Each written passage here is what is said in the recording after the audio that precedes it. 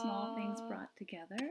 My name is Robin Love, and this is the place online where we talk about and work towards cultivating a life of creativity.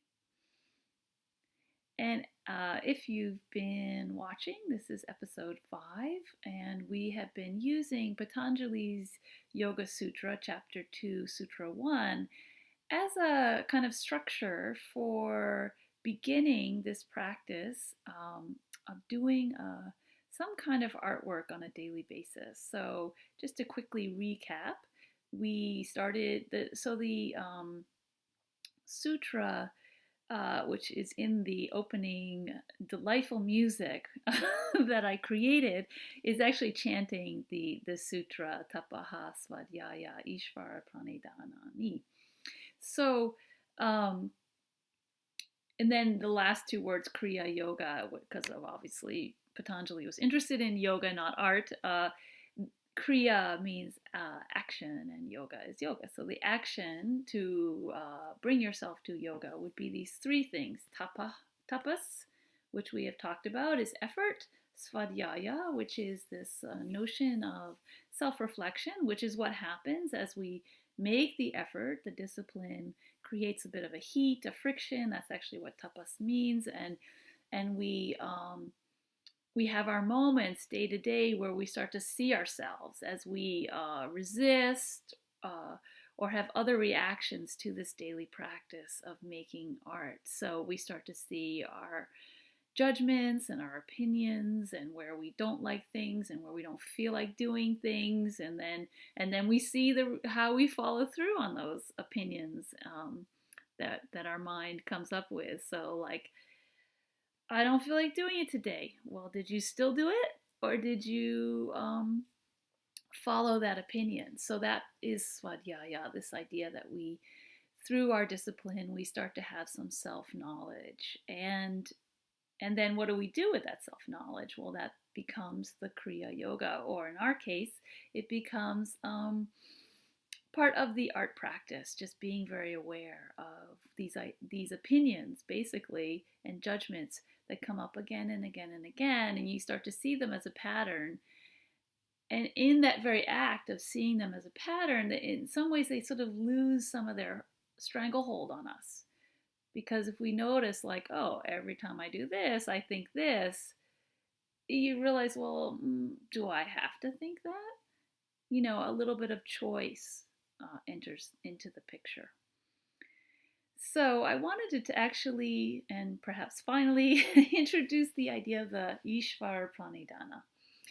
So pranidana is a very beautiful word, I think, and it means to hold completely, continuously. And Ishvara, it sometimes is translated as God.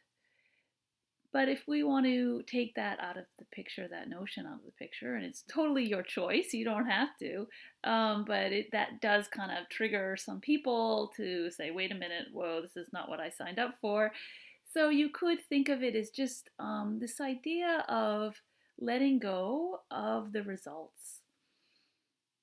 So it's a kind of faith that's required to let go of results, because we're very highly trained to be result oriented. Really, that's what schooling is mostly about these days, is test scores. And we all were raised within that, most of us were raised within that kind of a culture that's very product and result oriented. So Ishvara Pranidana is really about, like, what if we take that piece of it out? What do you have left? And in my opinion, you have everything left. So when it comes to creating art, when we take out the finished product as our goal, then what do we have left? We have the process. And as a wise person has said, all the way to heaven is heaven itself. So can we bring that into our art? And like, I guess so here really what I want to say is like these are all amazing ideas and they're wonderful and important. But like what does that look like in your day-to-day life? So here's my suggestion. I was talking with someone who has been following along and is relatively new to steady visual art practice, although she's very creative and a good, amazing writer. Visual art's somewhat new to her, and she's taken up kind of a very complicated technique to really dig into, but it speaks to her very strongly, and she's dove right in and takes it quite seriously. It's quite a beautiful thing to be able to bear witness to her whole process. But as a newcomer, she has doubts and moments of fear, and so one day we were talking, and I was mentioning to her that in my studio, I kind of had these pieces kicking around that I've worked on for a long time, and basically they're never going to be anything.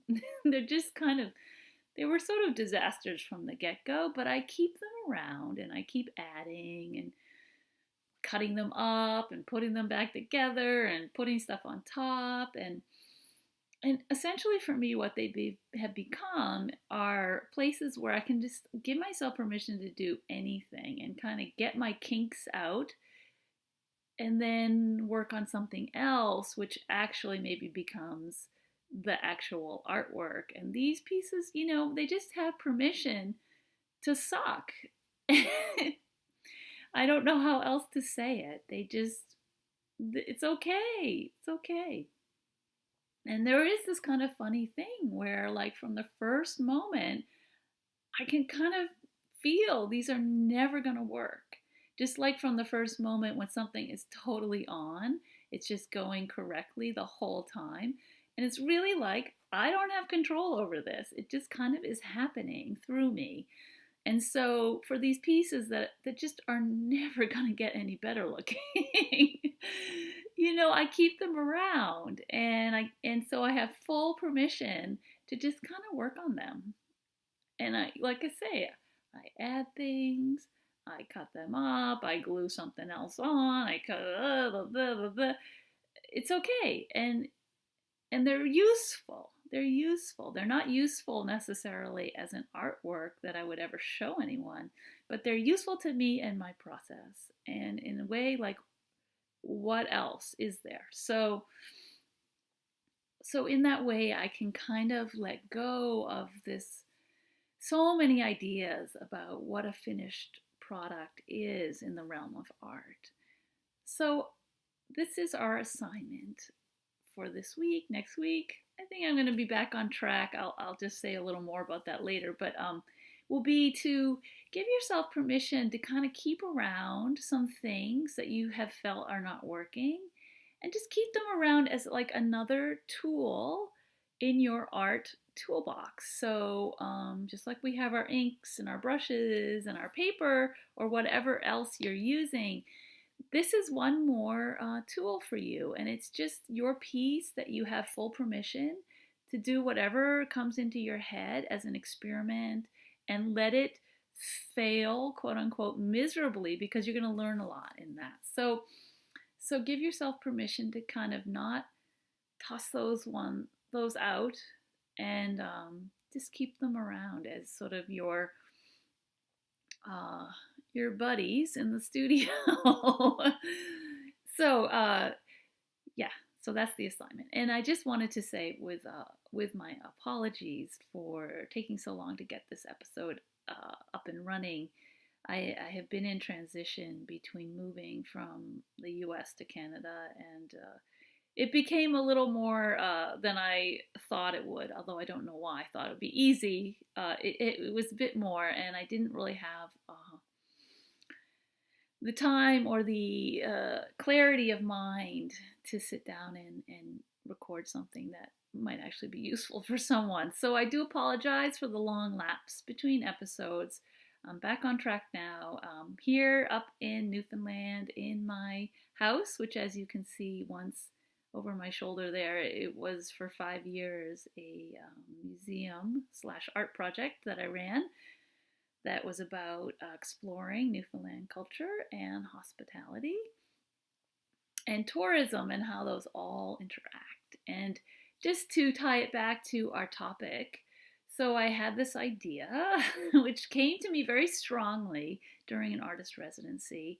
I ended up buying this house, fixing it up, and running it as this house museum for 5 years, completely like trusting, having faith that this was going to have some kind of meaning for the community, for Newfoundland, the whole province, and for myself as an artist. And in some ways, I look back and think it was completely wild and crazy, and to live in my art and have tourists visiting. Sometimes 100 people would come through in the 2 months that it was open, and more than that, 200. So it was really totally just kind of like stepping off the edge of a cliff.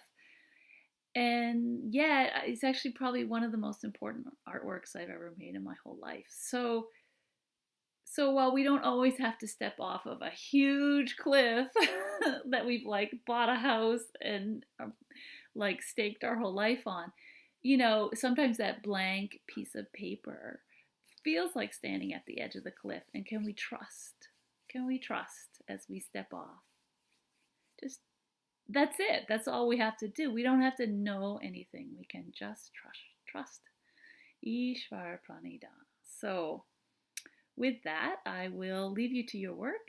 And as always, your comments and opinions, in this case, are most welcome. And ideas for future episodes, also very welcome. And any discussion, I just think is so helpful for all of us. So your input is very, very welcome here. And that's it for episode 5, Small Things Brought Together. And I will see you in a couple weeks. Take good care.